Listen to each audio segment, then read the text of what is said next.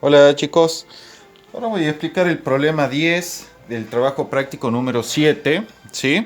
Ahora voy a modificar un poco el método de enseñanza. En vez de ir resolviéndolo en vivo, por decirlo de una forma, mientras filmo, ya lo voy a tener resuelto para que los videos sean más cortos y me pueda explayar mejor y agregar más cosas al problema y explicar de forma más amplia, ¿sí?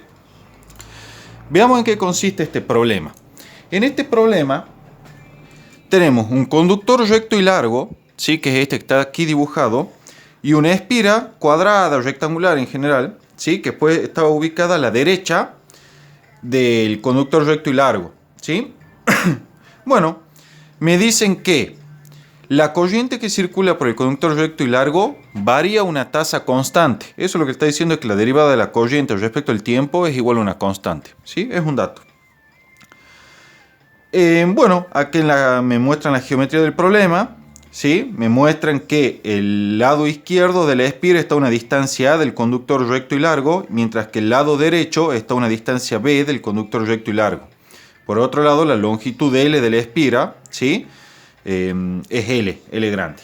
Ya vamos a ver qué indica ese radio R, ¿sí? O esa distancia R que está ahí indicada. Bueno, el problema me pide el primer apartado que encuentre el vector campo magnético a una distancia aérea arbitraria del conductor recto y largo. Esto es algo que ya hemos visto, ¿sí? En la primera parte de la materia, en el primer parcial. Ya sabemos que para un conductor recto y largo, ¿sí? El campo magnético, el módulo era mu0 por I sobre 2pi sobre 2pi por R, digo bien, ¿sí? Y su dirección y sentido venía dado por la regla a mano derecha. Entonces veamos en qué consiste esto. Aquí yo volví a dibujar la situación, ¿sí? Acá está el conductor recto y largo y la corriente indicada que va hacia arriba. Ese era un dato del problema, ¿sí? Está en la figurita del problema 10. Entonces, ¿cómo hago para determinar el vector campo magnético? Lo primero que vamos a hacer es encontrar la dirección y sentido de ese vector campo magnético. Para ello vamos a usar la regla a mano derecha. ¿Cómo lo hacíamos? Poníamos el pulgar en el sentido de la corriente, ¿sí? Esto siempre se cumple para un conductor recto y largo, como este de acá. Ponemos el pulgar en el sentido de la corriente como lo estoy haciendo. Y veíamos cómo se cerraba la palma derecha de la mano. Vemos que se cierra hacia la página con este sentido de circulación que estoy indicando con los dedos. Entonces, a la derecha de ese conductor recto y largo, el campo magnético entra hacia la página, ¿sí? El campo magnético entra hacia la página en la parte derecha, mientras que por la parte izquierda sale de la página, ¿sí? Porque las líneas circulan en este sentido así.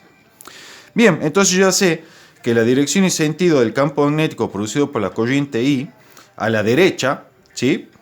Que es la que pasa a través de la espira, es hacia adentro de la página, como está indicado acá. Estoy usando la notación usual, en el cual uso el circulito con la crucecita que indica una flecha que entra hacia la página, que ya venimos viendo desde Física 1. Por otro lado, el módulo del vector, chicos, que está acá indicado, en módulo, como les dije, es una función de la distancia aérea al conductor y es mu0 por I sobre 2pi por R. Bien, pero el problema me pide que encuentre el vector. Entonces, vectorialmente, lo vamos a subrayar acá, vectorialmente, esto va a ser módulo mu0 por I sobre 2pi por R. Dirección en el eje Z, porque si yo acá fijé mi sistema con el eje X, el eje Y así, y el eje Z obviamente que tiene que salir, ¿sí? Entonces el campo magnético B está en la dirección del eje Z. Más precisamente en la dirección del eje Z negativo. Entonces tenemos que es mu0 por I sobre 2pi por R. Como está en la dirección del eje Z, versor K. Y como ven los Z negativo, le agrego el menos adelante. Bien, ya tenemos la expresión vectorial del campo magnético y con eso está terminado el apartado A. El apartado B me pide que halle la diferencial de flujo magnético a través del elemento de área que está rayado acá en rojo, que es este elemento de acá, ¿sí? Esta franjita vertical. Fíjense que esa franjita tiene una anchura de R, ¿sí? Un ancho de R y una longitud L.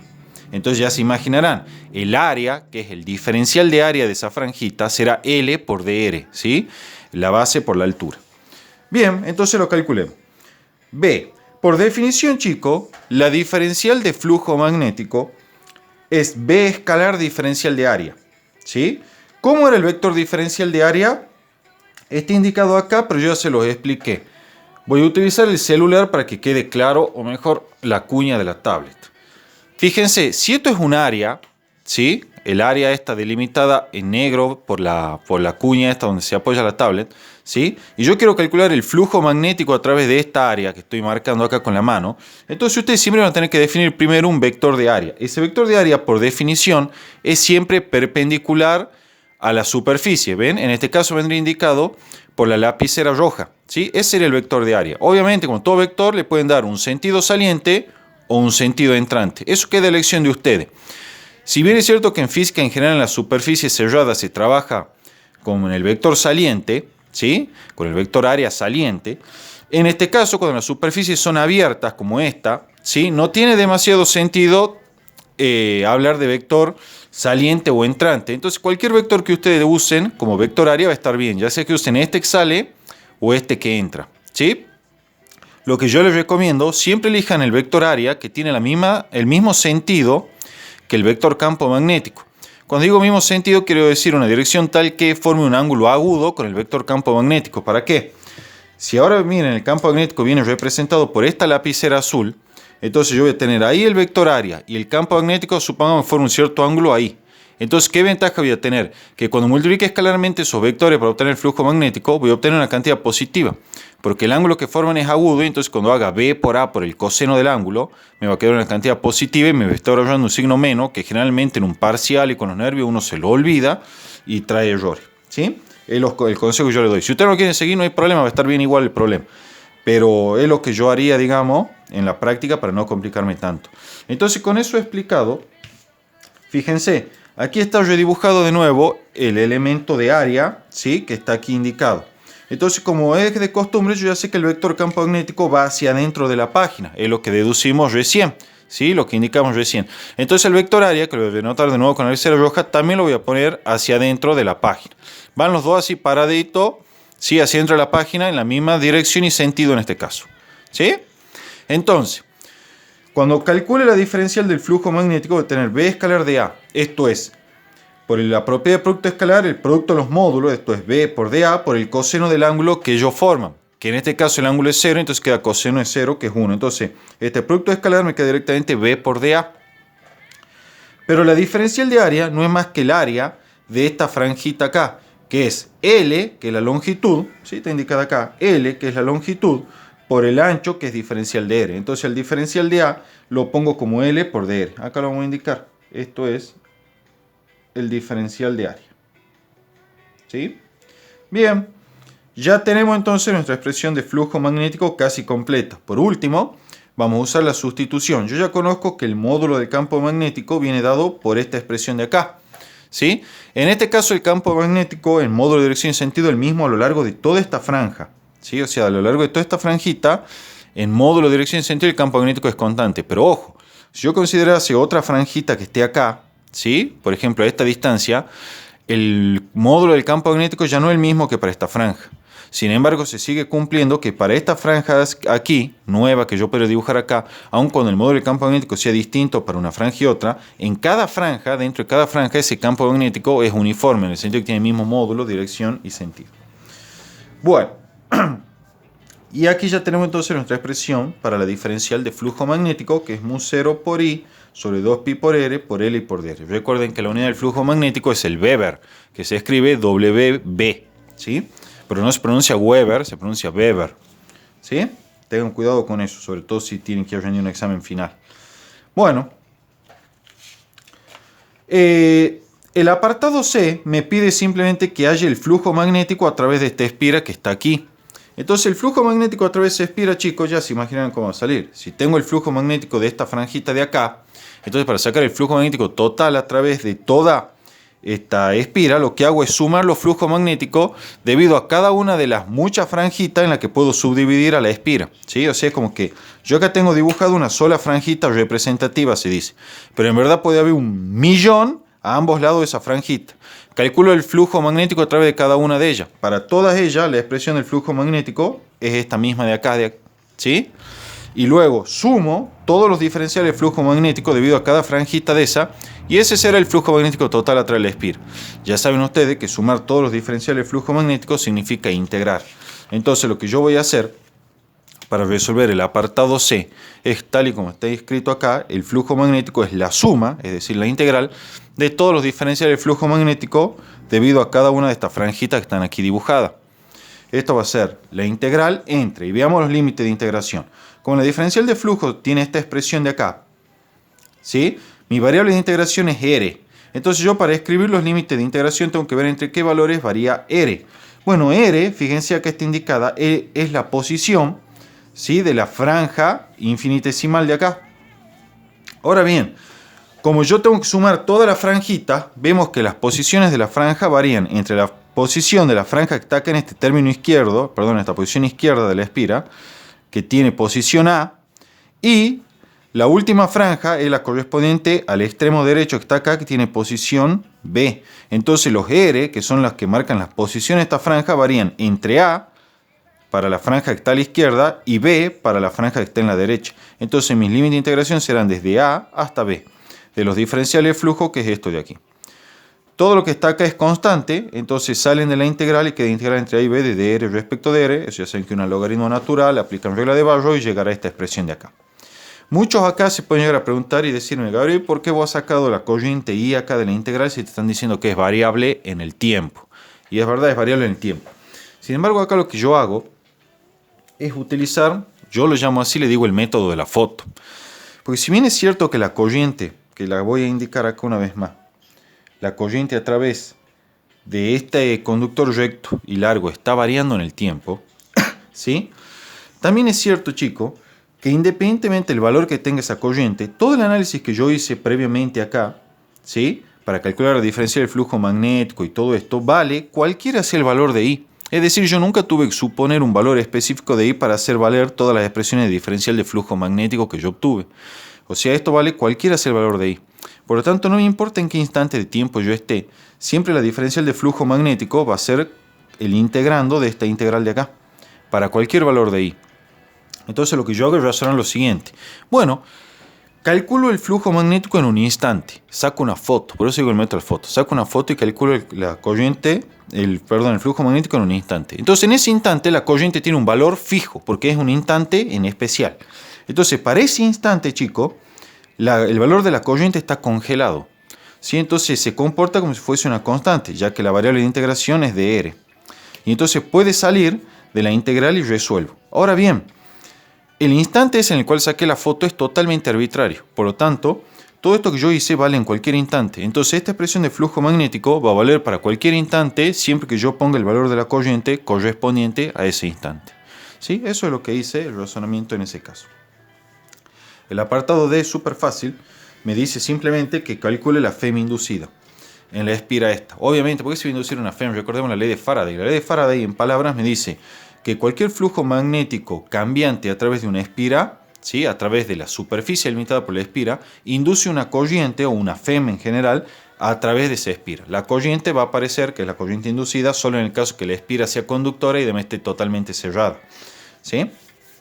Bien, entonces, chicos, lo que tenemos acá, como la corriente esta es variable, es que este flujo magnético cambia en el tiempo, porque en diferentes tiempos esta corriente toma diferentes valores y por lo tanto me va modificando el valor del flujo. Entonces ya sé yo, por ley de Faraday, que acá tienen que inducir una FEM. Esa ley de Faraday escrita en forma matemática viene dada por esta ecuación de acá. Es el negativo de la tasa de cambio temporal del flujo magnético. A la expresión del flujo magnético ya la tenía de antes, estaba aquí.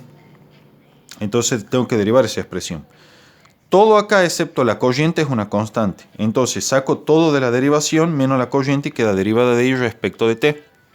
¿Sí? Entonces, a partir de ahí, chicos, ya tengo la expresión para la FEM inducida. Es menos mu0 por L sobre 2pi por el logaritmo natural de B sobre A por la rapidez a la cual cambia la corriente respecto al tiempo. O sea, fíjense, en este caso la FEM inducida, chicos, es directamente proporcional a la rapidez con la cual cambia la corriente en el tiempo. A mí me hicieron una pregunta en el final de Física 3 con un problema similar a este. Me preguntaron que cómo hubiese hecho para incrementar el valor de la corriente inducida en la espira esta de aquí. Bueno, la razón era sencilla. Esta espira, en verdad, en la modificación del problema que me dieron ellos, tiene una resistencia R que permanece fija, porque se supone que es de material óhmico. Entonces, si yo quería incrementar la corriente inducida acá, tenía que buscar que la FEM inducida en esta corriente se maximice. para que se maximice, debía buscar que esta tasa de cambio sea lo más rápido posible. Entonces, para que la FEM inducida sea lo más grande acá, no importa qué tan grande sea la corriente que pasa por el conductor recto, no me interesa su valor, lo que me interesa es la rapidez a la cual cambia. Mientras más rápidamente cambie esta corriente, mayor va a ser entonces esta tasa de cambio y mayor va a ser la FEM inducida en esta espiral acá. Entonces la respuesta a ese problema era que debía incrementar la tasa de cambio de esta corriente, no su valor. Capaz que tenía una corriente de 10 a la menos 3 mA, pero si cambiaba muy rápido, entonces acá me iba a inducir una FEM grande. Por el contrario, podría haber tenido una corriente de 800 amperes circulando por acá, que si tenía una tasa de cambio pequeña o en el caso extremo era constante, esta derivada sí iba a ser cero y no se iba a inducir ninguna FEM en la espira. ¿Sí? Entonces, si yo quiero incrementar el valor de la FEM, esta ecuación es clara. Debo incrementar no la corriente ni, sino su tasa de cambio en el tiempo. ¿Sí? Por último, yo les agregué un ejercicio en el cual la idea es demostrar o encontrar el sentido de la corriente inducida en esta espiral acá para los dos casos, en el cual la corriente se está incrementando y para el cual la corriente esté disminuyendo. Para hacerlo eso, vamos a proceder con las dos reglas que permiten determinar el sentido de la corriente inducida. Una es la ley de Lenz, otra es la ley esa que yo le di con regla a mano derecha que está subida en la punta de teoría con el dibujito. Voy a utilizar las dos y van a ver que damos con el mismo resultado. Primero vamos a utilizar el método sistemático que es usando la regla a mano derecha, que es en el que no hay que pensar nada. Para aplicar ese método, que son la serie de pasos que están explicados en la teoría, primero tienen que ubicar el vector área y el vector campo magnético. Yo en este caso ya sé que el campo magnético B va entrando. ¿Sí? Lo habíamos visto en los primeros apartados del problema. Entonces yo le dije, para simplificar el problema, yo voy a elegir un vector área entonces que también entre junto con el campo magnético, de manera tal que los dos van así, en la misma dirección y sentido como estas lapiceras. ¿Sí? Obviamente hacia dentro de la página, ¿no? Esa regla me dice lo siguiente entonces. Veamos qué es lo que ocurre con el flujo magnético. Entonces, el campo, en este primer caso, cuando la corriente se está incrementando, chicos, o sea que la derivada de ello respecto al tiempo sea mayor que cero, ya saben, quiere decir que la corriente se está incrementando. Entonces, veamos la expresión del flujo magnético. Como la corriente se está incrementando, el flujo magnético se está incrementando. Entonces el flujo magnético a través de esta espiral es positivo y se hace cada vez más positivo, o sea, está creciendo. Entonces, como este flujo magnético está creciendo, yo ya sé que esta derivada del flujo magnético respecto al tiempo es mayor que cero. Criterio de funciones creciente y decreciente. Si es creciente, su derivada es mayor que cero. Entonces esta derivada es mayor que cero. Y como la FEM inducida lo precede un signo menos, entonces la FEM es negativa. Este es mayor que cero, con el menos se hace todo esto menor que cero y la FEM inducida es negativa. Entonces, ¿qué me decía esa regla? Me dice, poner el pulgar en el sentido del vector área, esto es hacia adentro. Cerra la palma derecha, ¿sí? Enrollando los dedos en el pulgar. ¿Sí? En este caso, cuando la cierro, me queda este sentido de circulación así. Y me dice la regla, si la FEM es positiva, entonces la corriente inducida y la FEM tienen el mismo sentido que el determinado por la regla a mano derecha, que es este así. Y si la FEM es negativa, entonces la FEM va en el sentido opuesto al dado por la regla a mano derecha, es decir, así. Como acá mi FEM era negativa, entonces mi sentido de la FEM y de la corriente inducida no es este que estoy indicando así, sino que es el opuesto al dado por la regla a mano derecha, es decir, este así. Entonces yo ya sé que la corriente inducida, que yo la llamé I', es así. ¿Estamos, chicos? ¿Hay otra forma de hacerlo? Sí, directamente por la ley de Lenz. Es la segunda forma de determinar el sentido de una corriente inducida. La ley de Lenz simplemente dice que la corriente inducida tiene un sentido tal que se opone al cambio del flujo magnético. Entonces fíjense qué sencillo. Tengo un campo magnético B originalmente que entra hacia la página. ¿Sí? El flujo magnético este ya hemos dicho se está incrementando. ¿Sí?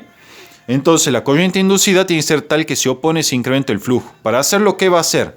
Va a circular en un sentido tal que va a producir un campo magnético que se oponga al campo magnético original, de manera tal que se opone al incremento del flujo magnético.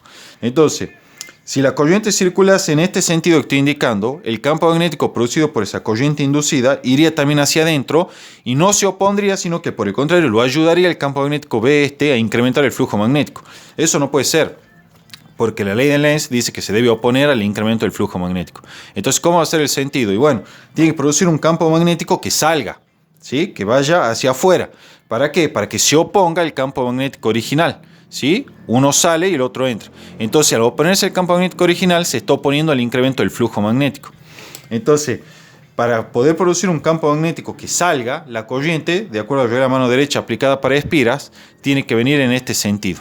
¿Sí? Al venir en este sentido, yo al cerrar la mano derecha, el campo magnético producido por esta corriente inducida va a ser hacia afuera, oponiéndose al campo magnético original y por tanto oponiéndose al incremento del flujo magnético. Entonces, de vuelta concluimos que el sentido de la corriente inducida I' es ese que está ahí indicado. ¿Qué ocurre cuando la corriente disminuye? Bueno, es evidente que va a tener el sentido opuesto a la corriente, pero lo deduzcamos igual. ¿Qué es lo que va a ocurrir, chicos? Si la corriente esta está disminuyendo, venimos a nuestra expresión del flujo magnético y vemos, si esta corriente disminuye, lo que está ocurriendo con el flujo magnético es disminuir. Como el flujo magnético está disminuyendo, entonces esta derivada de flujo magnético respecto al tiempo es negativa. Y junto con el menos este se hace positiva. Entonces, ¿qué me dice el primer método que es con la regla de la mano derecha?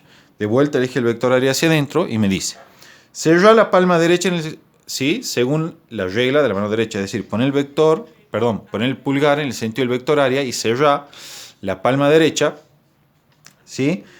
Según la regla de la mano derecha.